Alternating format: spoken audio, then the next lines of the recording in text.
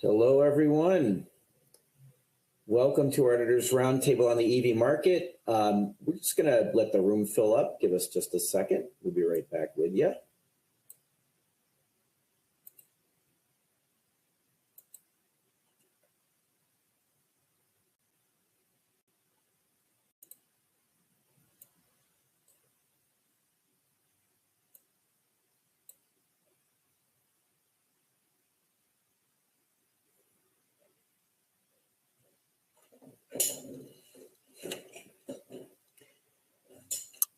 All right, well, let's do this. Welcome once again to our Editors Roundtable. This is the first time we've assembled our editors and the Fleet and Transportation group together for a webinar. You guys are in for a treat. We've got a lot to cover today. So just FYI, we're going to run through some slides for the first part, and then we're going to engage in a roundtable discussion, and everyone will have an opportunity to ask questions. You can see in the Q&A that you have an opportunity to send in the questions. At the end of the seminar, we'll get to a bunch of questions. Here are our expert panelists. We'll each give everyone a chance to introduce themselves in just a second. I would also like to say that this really is an opportunity for us to leverage the Fleet Forward Conference, combined with the Fleet Safety Conference once again. That's happening in Santa Clara, November 8th through 10th. Hit us up for more information on that. It's a really great conference. We're growing, and we hope to see you there. Just a note that we will send you the slides, okay? We're going to have some slides. We're going to run through them super quick, so we'll get those to you. As well, we will have a part 2 to this. There's so much information to cover that we know we won't get to it all. Look for another webinar coming, in a few months, actually. Okay, so I'm going to start with myself. I'm Chris Brown. I'll moderate this thing. I'm an associate publisher, and I run the Automotive Fleet brand among some other brands. And Automotive Fleet covers the light and medium duty market, more the enterprise fleets. Let's bring Nicole up to the stage here. Go ahead, Nicole. Thank you. Hi, everyone. I'm so excited to be here today. I'm Nicole Lisinski. I am the executive editor for Government Fleet magazine. And as the name states, it is public sector. So we cover all things in government. And a big part of that is talking about the voices within the fleet. So the fleet managers to the technicians to everyone else, and talking about their stories, what the challenges are, what we're looking at in the future. And part of that's going to be talking about EVs and what that looks like right now. Great. Lauren, have at it. Yeah, hi, I'm Lauren Fletcher. I'm the executive editor of Work Truck and Fleet Trucking and Transportation at Bobit.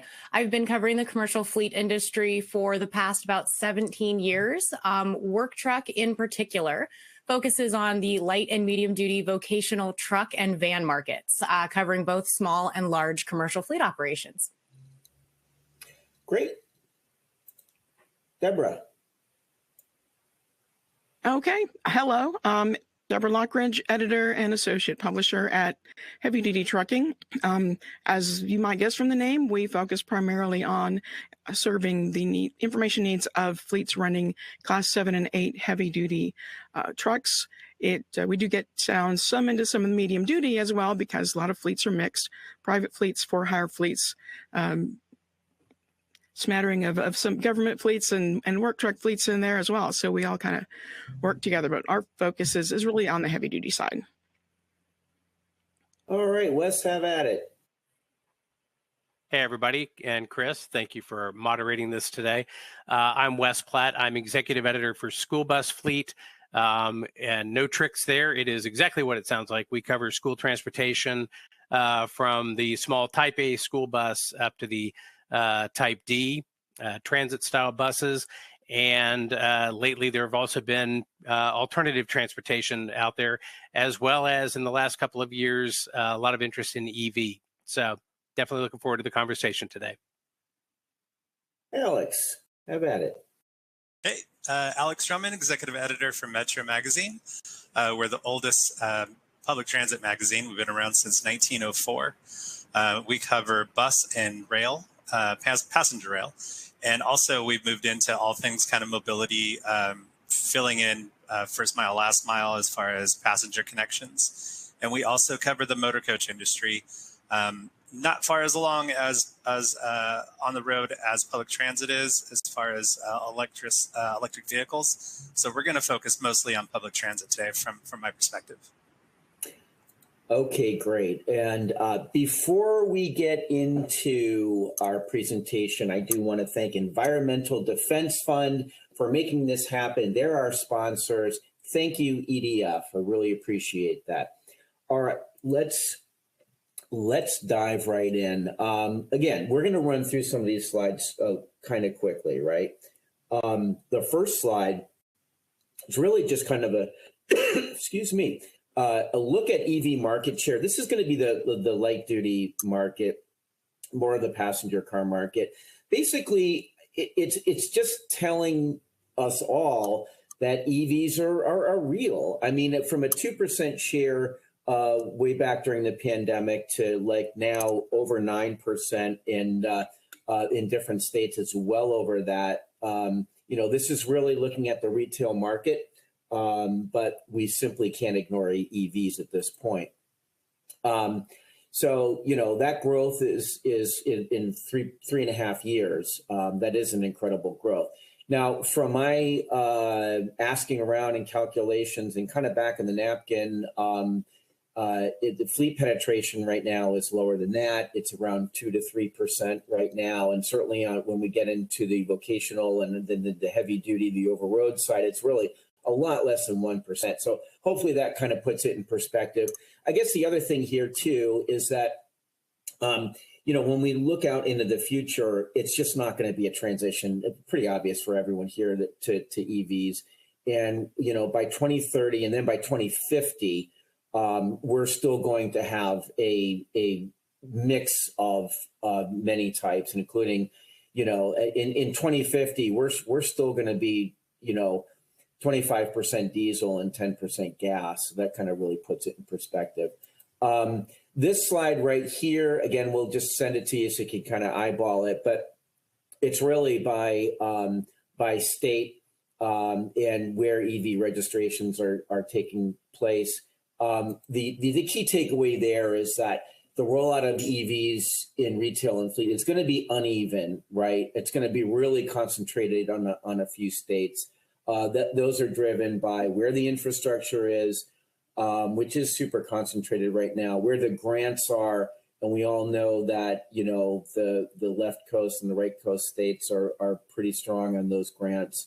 And then there's going to be a lot of deserts, I should say, for EV penetration for the next, I'd say at least 10 years. This transaction prices by segment, I'm not going to get too granular on this, but really you can kind of see that green line going up and going down as opposed to the average transaction prices. And we all know that when it comes to fleets, that not only is that high costs, that's just an initial barrier, right? Particularly with leasing rules with EVs now. The ability to lease an EV through fleet. Fluctuating EV prices make total cost of ownership a big question mark right now. I am going to flip this over to Deborah for the next couple of slides. And yes, we will be sending out the slides. We will send out all the slides to y'all, okay? Don't worry. Deborah, take it away. All right, thanks, Chris. I just added a couple things that are a little more specific to the heavier end of things, class 4 to 8. This is from ACT Research, their charging forward report.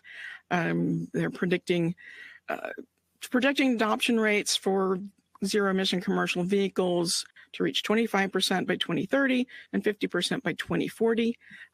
That does depend on some certain baseline assumptions that they put in as far as battery tech advancement, charging infrastructure, which are kind of big question marks. But a lot of drivers for that that we can kind of talk about in a little bit. Even though heavy duty EVs have not been around really as long as the light duty, trucking's getting a lot of pressures on it that I think are going to drive more adoption as we get into the next few years.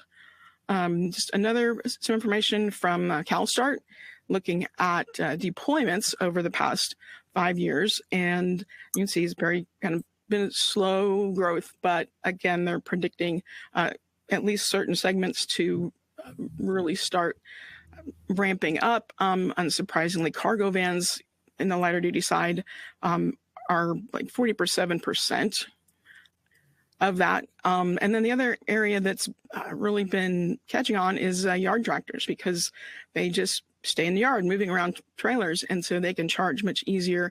They don't have to worry about range. So that's a very good application for EVs. So, Chris, back to you. All right. Well, thank you. We're not going to do that. So I guess we're going to go to our slide of all of our beautiful mugs here and have a discussion. Let's talk regulatory environment. I mean, let's face it, this is really driving a lot of the conversation as it relates to EVs and penetration. But it's really kind of uneven by market, right? Depending on the pressures to electrify. Deb, do you want to step in on what that looks like on the heavy duty side? Yeah, as I mentioned, Trish, you had that chart earlier about adoption by state, and I think if you looked at trucks, California would be, like way up there, and most of the other states would be down really low. California trucking fleets I talked to in California right now are kind of scrambling, honestly. The advanced clean trucks rule limits what manufacturers can sell. And then the newer advanced clean fleets regulation, which just went into effect like this year, regulates when fleets can actually operate. And for drayage fleets, the trucks that are pulling trucks in and out of the ports, that deadline is really soon. The first deadline coming up, 1st of 2024. They can no longer enter non-zero emission trucks into the port registry to be able to operate in the ports. So that's definitely a big push there in California. There's also, I think, about 8 other states that have said they are going to adopt some sort of similar regulations, at least the advanced clean trucks part of it. So big deal. Yeah. And Lauren got some stuff on the work truck side there. Yeah, so I mean, regulations are really starting to move beyond the passenger cars and heavy duty trucks and a little bit more into the realm of the commercial work trucks. As Deb mentioned, California passed its new advanced clean fleets rule on April 28th. This means a regulated entity that operates fleet vehicles in multiple states that includes California, or has multiple related business entities that do so, really should be evaluating the ACF rules to make sure that they can determine what vehicles are included, especially if they have a California fleet. One interesting thing about it, though, is that it does have a range of exemptions that apply to certain regulated entities. I know fleet owners can actually designate backup vehicles that operate less than 1,000 miles annually. So there are some ways to work with those regulations. New federal proposed emission standards that were also announced on April 12th build on EPA's existing emission standards. And a big part of this includes more stringent standards for criteria pollutants and greenhouse gases for that light duty and class 2B and 3 vehicles. And those are going to phase in over the model years 2027 through 2032. So there's definitely some changes in regulations that are starting to impact the commercial industry a little bit more, definitely centering around California, but it's starting to really expand out. Yeah, and Lauren Lauren is on the heavy truck side. In 2027 new stringent EPA NOx regulations go into effect for diesel engines. So we're seeing that that's probably going to push some more people to look at the electrics, because the diesel ones are going to be more expensive than they have been previously. Well, and on the public sector side too, I mean, I think we're seeing a lot of similar things too. Of course, we're talking about California a lot. And as somebody who's very much a newcomer to this, that was the first thing I noticed is a lot of the fleets in the public sector are looking to California as for, what's happening. But we're seeing idle reduction laws. We're seeing zero emission vehicle mandates. And even then, states were having all these green initiative laws that are coming into effect. So, for public sector and fleet managers in that sense, there's a lot to be aware of and a lot that's on the horizon that I think people are maybe even on edge about going, what's going to happen next? But the good thing is that we do have, places like California that are a lot of times the steps ahead, and they can look to it and say, okay, when this happens, what do we do next? And they're looking to that as a horizon thing. What say you, Alex? Yeah, and from public transit, I mean, we're seeing movement on both coasts, in New York and in California. In California, the mandate says start purchasing electric buses or zero emission buses by 2029. All the buses you purchase from then on have to be zero emissions, and from 2040, your fleet has to be zero emissions. So we're already seeing kind of the effects of that. The industry moving away from pilot projects, 5 chargers, 5 buses, and moving into larger buses, bus purchases. LA Metro, obviously, they're making a big push to try to go as much zero emissions before the Olympics, which is in a few years here. So it's going to be interesting to see if they can pull that off and how much the rest of the state follows and how that kind of grows across the nation. You want to weigh in, Wes? And there's some very particular pressures when you're putting kids on school buses, I guess, right? Yeah, but I mean, that's all kind of the usual regulations that we have to deal with. I mean, we're dealing with some of the same regulations that Deborah, Lauren, and Alex have covered. But in particular, New York and California have those mandates that they affect transit, they affect school bus as well. And I know there are a lot of school operators in New York who are a little bit on edge, trying to get in a situation where they can have all their electric buses in place the way the mandate indicates they should. I think that's going to be a challenge. A lot of that relies on parity, but we'll be getting into that later. Yeah, in a general sense, the real question moving forward is our targets and our mandates.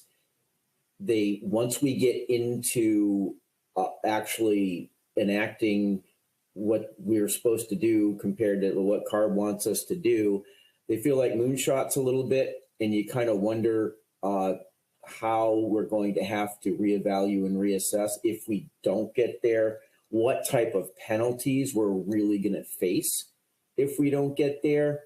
It's still just a big question mark. I mean, heck, if government fleets in California have to be 50% ZEV super soon without the vehicle availability, there's going to be some scrambling. And I don't think that there's really an answer there just yet. No, I don't think Chris, so. And to talk about government fleets, talking about not having an answer, I think that's a big thing that I've been hearing, people saying, we really want to focus on the president, not put the cart before the horse, because, there is a worry about these mandates and what's going to happen with that and if those aren't met. So, no, I think you're right, Chris. I think there is a lot of trepidation with that and kind of wondering, okay, what happens and what happens if we get to that point? Yeah, and Chris, as far as public transit in California, I mean, part of the mandate requires a plan to be put in place, which really takes into account the purchasing cycle, the 12-year life cycle of transit buses, 5 to 7 years for the smaller paratransit buses or dial-a-ride buses. So having that plan in place hopefully will kind of alleviate some of the hurdles down the road. Although I guess, the big issue could be availability of vehicles and getting those in on time. Just one real quick point on availability of vehicles too. When you have a major OEM who says, such as GM, then on the passenger car side, we're seeing a lot that are going completely EV. It's if you don't have any regulatory pressures to electrify, your choice of vehicles is going to be, you're going to have to electrify if you still want to use these OEMs. So that's certainly going to be a challenge as well that we don't want to give short shrift to. Anyone else on the regulatory environment? I want to just touch on some non-regulatory motivators to electrify, which I can do unless anyone has any regulatory little things to throw out there. When we look at, hey, I mean, the non-regulatory motivators, right? It's like, are you going to get drafted or are you going to do it for the right reason, right? I mean, heck, it's the environment, right? Quote unquote. That's a whole nother question, right? But so in the automotive fleet world, we're really dealing up to with sort of corporate ESG mandates, C-suite initiatives. Certainly a lot of companies are European owned, right? And they've got mandates that affect what happens in their U.S. fleets. And, I mean, there's the larger fleet operators have committed to decarbonization, and they're starting to invest, and they realize there's going to be a price tag on it. That is, they're not looking at TCO parity there. I know, Deborah, there's some of this pressure or internal pressures, I guess, on the trucking market as well. Yeah, and we see internal corporate ESG mandates. I mean, a lot of private fleets, they're hauling stuff for big, very visible companies. And those companies have goals and those fleets are part of those goals. Sometimes it's a company culture thing, that they want to stay ahead of being good environment, good to the world. And then we got customers. When you got for-hire trucking companies that they can, we're starting to see requests when companies request a proposal, ask about rates with companies, that they're also asking about their emissions and their ESG efforts, and even starting to ask about Scope 3 emissions, which basically is the supply chain. So that's, we're seeing more of that. And trucking companies are trying to figure out, how do I even figure out my emissions to tell this company? Was a session on that just last week. So one of the fleets I had in a webinar yesterday, actually, they're in Pennsylvania.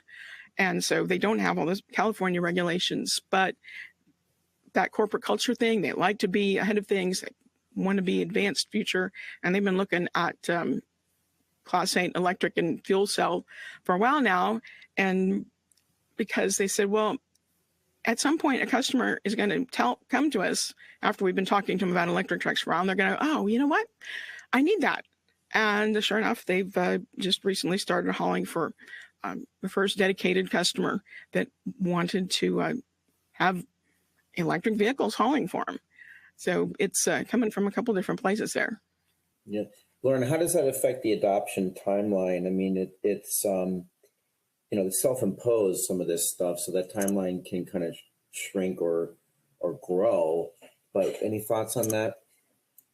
Yeah, no, I think you nailed it, especially on the commercial side. It's definitely a lot more self-imposed, and it's a lot newer still on the commercial vehicle side, just in general. I mean, you brought up that S&P global data.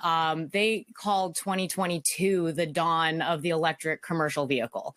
There were around 42,000 EVs registered to fleets, which was about 147% rise from the previous year. So, I mean, that was just 2022. Looking at the first half of 2023, we've got a lot more EV offerings from, Ford, BrightDrop, and Rivian. It looks like the first half of the year had about a 304% increase in Class 2 EV commercial registrations. So we're definitely seeing an increase, and that internal push kind of represented in these registrations. You have fleets from Amazon, Walmart, Penske, FedEx. They're really leading the charge, I think, on that EV adoption side. Class 4 was up, Class 6 was up. The only class down that was down in electric registrations was Class 3, compared with the first half of 2022. But one really interesting fact was that, by contrast, retail EV registrations and purchases increased just about 60% during that same time frame. So electrification is really being adopted faster by the commercial industry right now than it is in that retail segment. But as you noticed, and as you said earlier, those registrations are still just 1% of total fleet registrations as a whole when you're looking at everything. So it's still a growing industry. And while the numbers look big when you see 304%, it's still just a small percentage of our commercial fleet registrations that are happening right now. So adoption is still slow. We have those goals in the future, but if you're looking at pure numbers right now, it's still a slow growth in the commercial side of things. Sure. So just for the audience, we're going to get in a little bit about the funding and grant environment. We're going to talk infrastructure build out. We're going to talk procurement. There's a lot more to talk about that, but I think that's what we can get to on our truncated time here together. So if we switch to funding, and frankly, we've got the carrot. This would be the carrot, and we've got the stick. Certainly with funding, there is funding oases, and New York and New Jersey now have funding that is, rivaling California.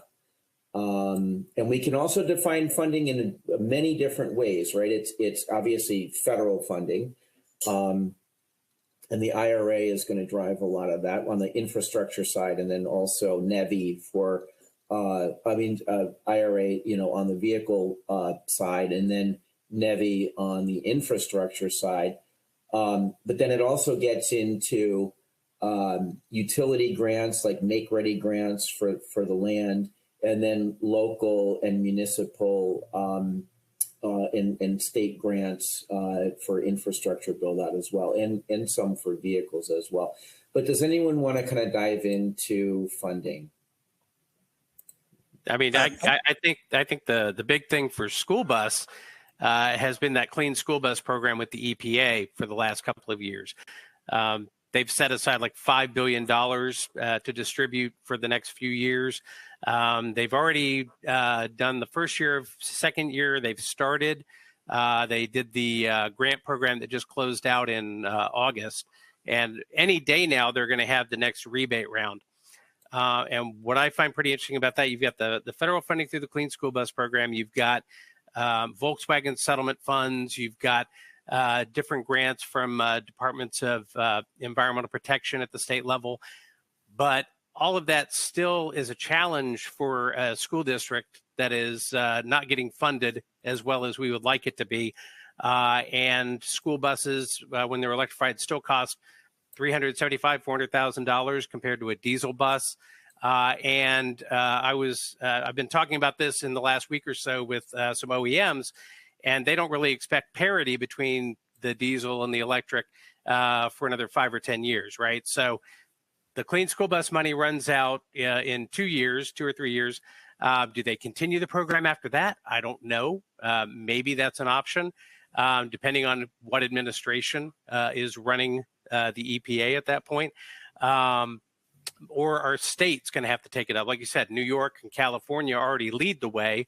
Do they keep leading, and do other states pick it up? I mean, I definitely foresee a lot of states saying, no, we'll wait until it's cheap enough to do that. Yeah. So I know Alex got some stuff to say, and Lauren's got some stuff to say. Hey, I'll jump in, Alex, and then we'll go to Lauren. Yeah, I think, in addition to the state, local, federal, state and local funding, and then CMAQ and the Volkswagen funding and everything, I think there's some important numbers to kind of point out with public transit. One is $473 million is made available last fiscal year for electric buses. That number jumped to $2.1 billion this year. And there was over $9 billion worth of submissions for that $2.1 billion. So the funding is really the government's putting their money where the mouth is as far as electrifying public transit, and that's both vehicles and infrastructure projects. Over the next 5 years going into, or the next few years going into fiscal year 2026, through its what's called the low or no emissions bus program. We're talking $5.5 billion over the next few years, which is 6 times what 5 years previous was combined. And, it's $3.3 billion that have already been invested in vehicles and infrastructure and public transit. Electrification's big. There's been talk of, what it would cost to electrify the entire industry.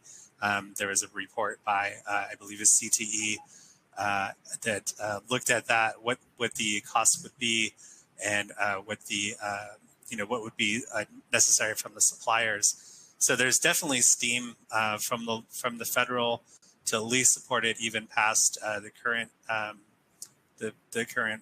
president. Depending on how the election goes in a couple of years, but it's still set for 2-3 years from now. And, I think the positive news is hopefully once that steam is kind of moving forward, it only makes sense to keep it going in the future. But of course, we'll see how that goes. Sure. What do you think, Lauren? Yeah, there's a ton of, U.S. federal programs available. There's CARB, the Inflation Reduction Act, that's applying to any electric vehicle class 4 or above. States from California, Colorado, Massachusetts, New Jersey, New York all have incentives to help out as well. I know Workhorse just announced approval from the IRS as a qualified manufacturer, which can provide an up to, I think, $40,000 credit for vehicle deliveries that occur this year and beyond. So there are a lot of options out there for, funding grants. It can be really tough to navigate. I had a fantastic conversation with a truck dealer, Tom's Truck Center, and they have a lot of experience and talked with me about how majority of their sales have been through, CARB down in California in Santa Ana. So one of the things as you're navigating this and as you're looking to grow your fleet, look to your truck dealers and look to the partners that you have to try to help you figure out what's available to you. And I think how to navigate the process to get the most out of it. Because just in my research for this call, I was struggling to put together any kind of a comprehensive list with fear of leaving something out. And I've been, studying and covering this for years. So lean on the experts. I think there are a lot of incentives out to help drop that price down and make these a little bit more reliable and adoptable, I think, for your fleets. Yeah, and Nicole, I'll let you jump in really quick, but I just want to make the point to Lauren's point that, there was this whole idea, that a direct to buyer thing, that Tesla kind of started. And really now we're kind of realizing the dealers hold the cards, right? They're the knowledge centers and all this. And the guys at Tom's, including many of the other dealers out there that are selling EVs, realize that it's just so important for them to understand how to navigate the sometimes Byzantine network of incentives and grants. And they've been really good partners, at least the ones that really have a focus on EVs. Nicole, why don't you jump in? Yeah, so kind of using the word navigate because we're talking about the funding and grants available. And we're seeing a lot of, especially grants within the public sector. But I think a big thing too is for a lot of fleets, that's just at the beginning stages for them. So though that money is getting used toward pilot programs. So it may not even mean, we're going straight to EVs. It may say, okay, let's see how this works first. Let's try this program out. Administration wants to see, the first steps to this. Your team wants to see how does this work? How do the cars drive? Those little bitty steps that I think a lot of fleets are still looking at, are still at the beginning, and that's where the funding is going toward. And that's a big thing for the administration to look at and say, okay, where's the funding going at the beginning stages too? So, a lot of growth happening, but at the same time, for many fleets, it's still in the beginning stages, which we have to remember. Sure. I wanted to spend some time on infrastructure and try to squeeze just a little bit in on procurement, and then heck, we'll do a part 2 webinar here. But infrastructure, it is, if you've ever talked to a government fleet manager in California, you get that 1,000-yard stare of having to put in infrastructure. It's real, and we're really, now that electrification has gone from like theory to reality, we're finding infrastructure that doesn't work. where it's an uneven build out. Who wants to jump in first on the infrastructure question? I can jump in with that. I feel like I kind of got things started off with that, so I'll take that one real quick. But infrastructure too. I feel like a lot again for fleets in the public sector. That's such a big question because again, funding, finances. You're going okay, well, vehicles. Well, how are we going to expand? The shop. What are we going to need? Charging bays. That's a different size. So you have to look at small, things like that. Where are we going to be able to fit the right amount of vehicles in? What are we going to have to expand? I think there are so many questions in it there that a lot of fleets are trying to figure out. And that's why it's been so important for things like this and for other fleets to be able to connect and say, how are you doing this? We saw you added 5 EVs and you have a mixed fleet. So how are you making that fit with your infrastructure? And it's not going to be the same fit for every fleet. And that's what's making it difficult is it's going to be very unique for every fleet. And it's going to be a unique picture for them. Yeah. No, I love it. Go ahead, guys. Who wants to jump in? Yeah. Add on to that one just a little bit.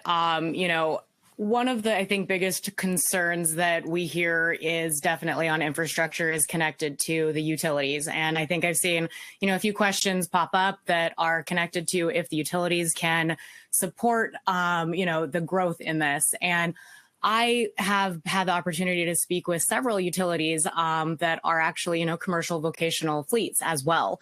And so it's been really interesting to speak with them about this particular challenge. And they're actually excited about the growth. But one of the things that I've heard from more than one utility fleet is as the need and the demand for more electricity happens for these vehicles, they're able to expand their facilities and increase their production and upgrade the older infrastructure that's been in place for several decades so far. So they're actually really looking forward to the growth of more electric vehicles on the grid so that they can actually produce more electricity and actually give more to the fleets that are utilizing it as well as consumers. And the electric utility fleets are looking at utilizing electric vehicles in their fleets as proof of concept. So it's interesting to see there's still a lot of growth and it's not something I think that's going to happen overnight. I do hear a lot of challenges, especially on the infrastructure side when it comes to, broken equipment on the public side, challenges with software connecting on internal. So there's a lot of growth opportunity, I think, in infrastructure from the equipment to the infrastructure, from public to internal and on-site. But it's definitely something that I think the utilities they believe strongly that they're going to be able to handle it and manage it, and actually, again, are excited about it moving forward. I just want to jump in here just super quickly on the grid handling. So folks, if you want to join us at Fleet Forward, Esri is going to be making a presentation there. And really, we're looking at a 10x grid enhancement to get the amount of power for close to full electrification. They feel confident that the grid will be able to handle it, but it's the hot spots. There's going to be extremely concentrated areas that are going to need more power. And that's where all the transformer upgrades and all this stuff needs to take place. And that's really where we're going to have to concentrate my efforts. Just a big picture outlook there that I just got. But Deborah, go ahead.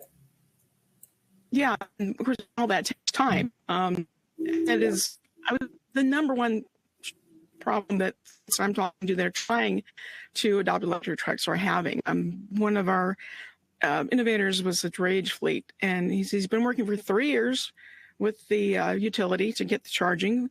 He expected to have 64 electric Class 8 trucks currently, operating by now with the charging, and they're not anywhere near on actually either the charging or the trucks. And it's definitely a problem for heavy trucks because they need more power to charge, especially if you need that fast charging and you can't just let them sit overnight. Schneider actually did manage to get trucks and charging in sync. It's kind of like a chicken and egg problem. But they said, too, it's been taken 3 years. And just getting some people are like, we're lucky we actually have the power lines, that enough power from the utility to come to our facility, but others, there's just not the infrastructure nearby at the utility. So a lot of fleets are relying on portable or temporary charging in order to, at least try to get their electric truck operations up and growing. Yeah. And that is, again, there's so many wormholes to go down here, but the just get started idea is really prevalent. It's like, no, I'm not going to be trenching right now, but I can figure out duty cycles for a few units and get them going to at least have some experience under my belt. And I can pull in, to Lauren's point, like a sled that it runs on propane, right? But if you've got mandates, you got to settle, then this is a temporary solution.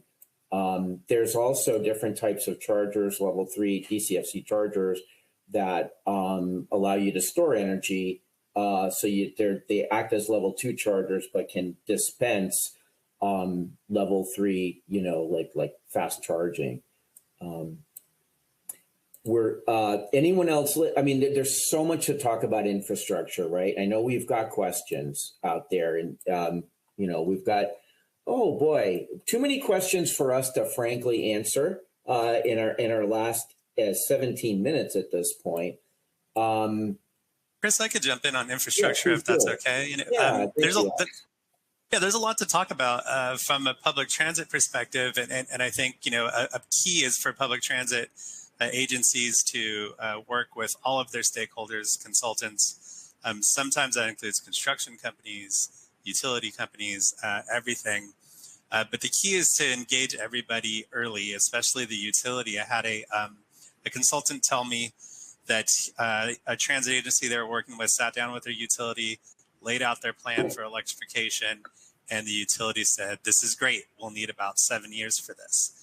And the guy's like, "Oh, 7 years to build this out." He's like, no, 7 years to come up with a plan to be able to do this.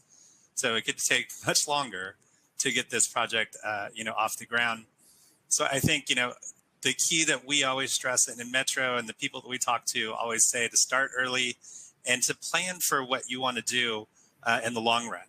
So if you're only starting with 10 buses, but maybe your idea is to get to 50, 200, 300, plan for that 300, and you can always grow into that, the ultimate goal. But like all the other industries, infrastructure is kind of the difficult one. Getting the buses, training people, figuring out the routes where it's going to work, all of that. A lot of that research has been done. The infrastructure is the one thing that's kind of unique to each build out. And so it really differs. But in public transit, we always suggest, and people do very good at this, is to reach out to other agencies to see how they did. A lot of our agencies will travel, go see how an agency was able to implement their infrastructure, hear from them, see what they're doing, and go from there. See what applies to them. There's obviously not a one size fits all. But, getting as much information as you can from your peers also goes a long way in helping you kind of attain your ultimate goal. Do we want to close the loop on infrastructure? You look like you're going to say something, Deborah, or am I just... No. No, I was just looking at the questions and going, oh my goodness. A lot of very good questions here.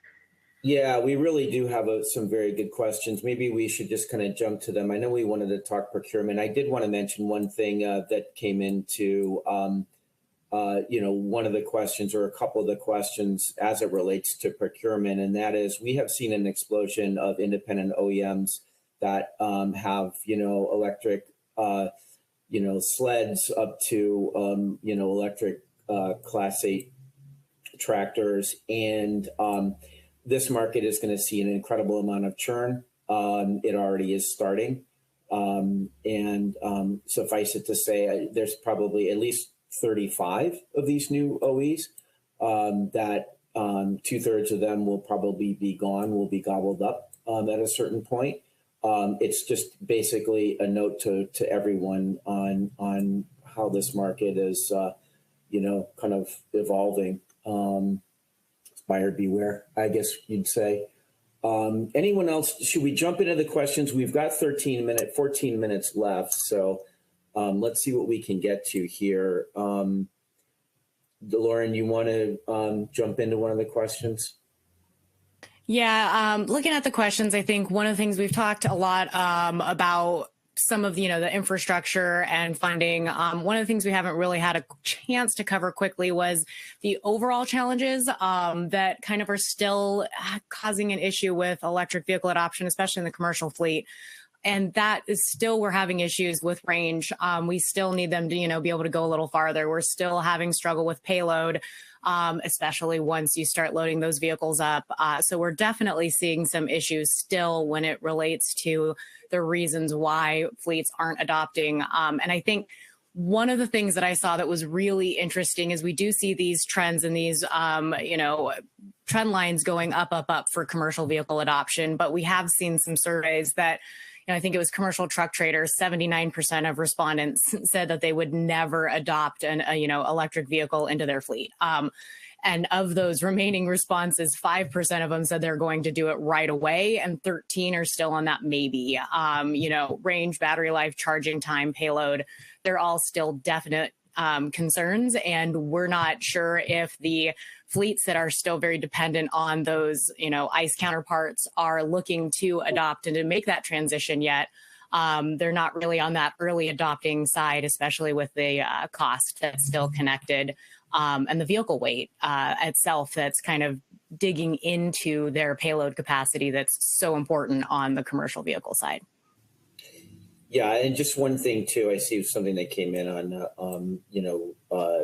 cargo vans. And the cargo vans, I mean, the present cargo van we all know that is out there has range that is not sufficient, and that in the second model iteration, we do need a range that is going to be a lot greater than 75 real world miles. That is just clear.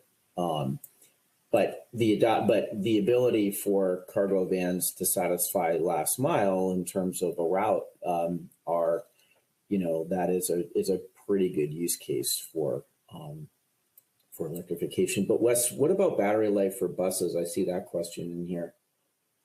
Yeah, I think they're still gathering data on that. It's a relatively new phenomenon to have these buses in fleets.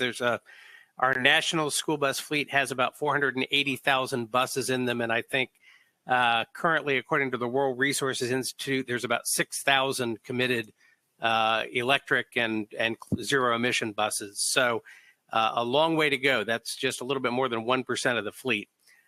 So most of them just got those buses in the last couple of years. But what I've heard about warranty, I think they're looking at 10 to 12 years on the life of the battery anticipated. We'll see how that plays out in practice. But that is, of course, on an electric bus, one of the most important pieces on it. Even though you're getting rid of some other expensive and difficult to maintain pieces, that is going to be the one that's the most concerning for people. Well, let's run through some of these other questions. Looking at do customers want EVs? I would have to say more than anecdotally that at least on the light duty side for drivers that have driven EVs, they are fans of EVs. It's not a problematic driving experience. Charging using public chargers right now is without a doubt the biggest challenge. The actual operation of the EVs themselves, I have very positive outlooks from folks that you would think that wouldn't ever want to touch an EV. But let's run through some more of these. Lauren, you want to talk about like larger batteries and how that might factor in everything. Because heck, we're gonna have to mine, mine lithium. Although there's some changes there too. But go ahead. Yeah. I think, there has definitely been legitimate pushback from, environmentalists opposing larger batteries in electric vehicles. And I think something that we don't realize is that, electric pickups do require larger batteries for these vehicles to achieve the range that's needed in the United States for how far we're driving on a daily basis. The average electric car battery is only 76.5 kilowatt hours, and that's larger already than they are globally. But an electric pickup truck has an average battery capacity of 175 kilowatt hours. That's nearly double. So they're larger, and that does require, more, materials and to make those, and those aren't all readily available. So it is going to cause some issues, and there is some pushback that's coming from the same groups, I think, that are pushing for some of these green initiatives, which is something that is a challenge right now. Sure. So Wes, what about rural school district and fully charged batteries? And that's going to be a challenge for sure. Yeah, it absolutely is. So the question here is about the limits for a fully charged battery. And for example, this school district is about 100 miles from Dallas, Texas, and the battery range on one of these buses is maybe 135, as long as you're not running the air conditioner and the heater. And so obviously when they want to go on field trips, that becomes a challenge. The electric buses seem like they're ideal for just a regular route. Running out, picking people up, bringing them to school, charging in the middle of the day, then going out again, going home. They are not ready at this point to be field trip buses. It seems like if you're going to be a school with electric buses, you're still going to need an activity bus that is equipped to handle the longer trips for field trips and sporting events that are, across the state. So yeah, that's definitely a concern, and something that they haven't quite addressed yet, but they are looking at trying to extend the range on these batteries. I would just say one thing too about battery recycling comes up, and that is that there is a recycling market that expects to replace 25% of mined materials with recycled materials. There's also some projects, and again, I mean, we need to see how real all this stuff is, but like Our Next Energy 1, which is reducing precious minerals in batteries by 80%. And so hopefully, there's also solid state batteries. That carrot has been in front of the horse for a few years now, and we're pegging 2025 for that to kind of come to fruition. That's probably even pushed out further, but in terms of really getting at battery range. So it's just certainly a evolving and changing market technologically. And I think to meet some of these mandates, we're probably not there technologically. So in our last 5 minutes here, where do we want to go with some of these questions? Lauren, what do you think? What are you looking at here? We can answer. Yeah, no, I think one of the things that I found that was pretty interesting was the question that I saw about reimbursement. When it comes to fuel reimbursement for, at home charging, that is a new challenge that I think a lot of fleets are seeing, especially on the commercial side when you've got some of your light duty pickup trucks, et cetera.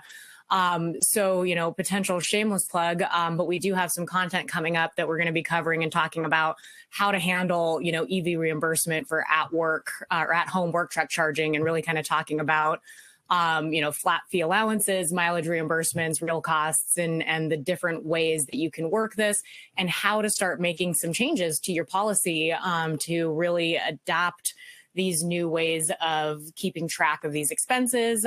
There's a lot of legal implications that have to do with your reimbursements when it comes to fuel. So making sure you're staying on top of all of that.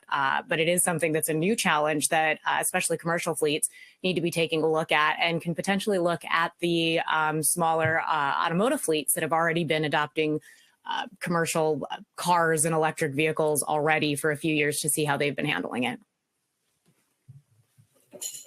Yep, really good points.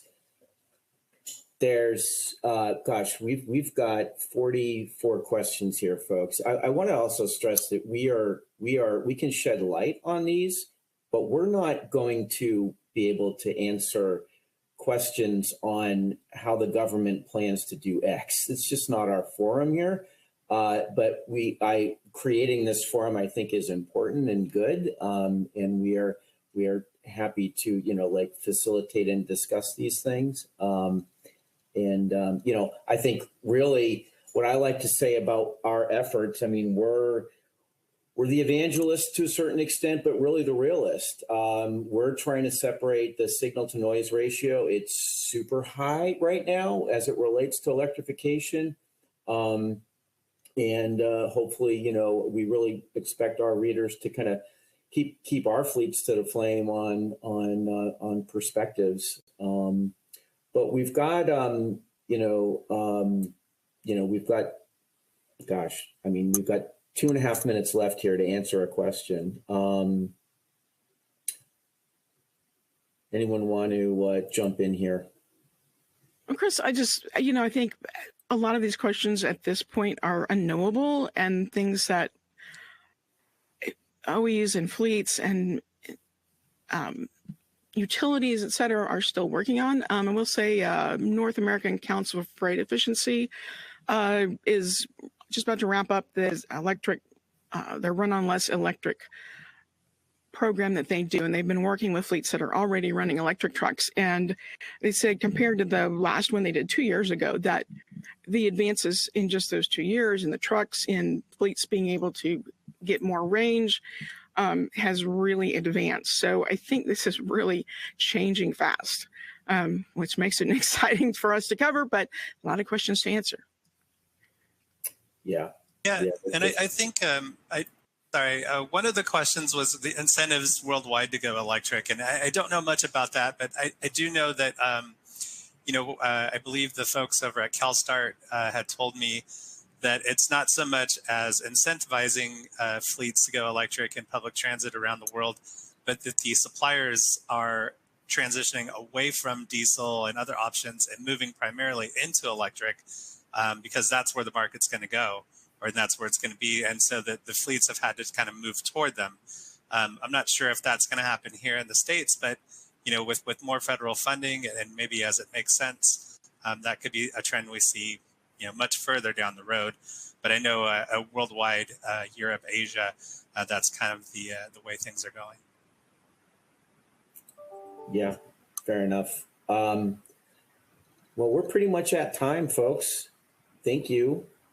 Thanks for joining us, to everyone in the audience.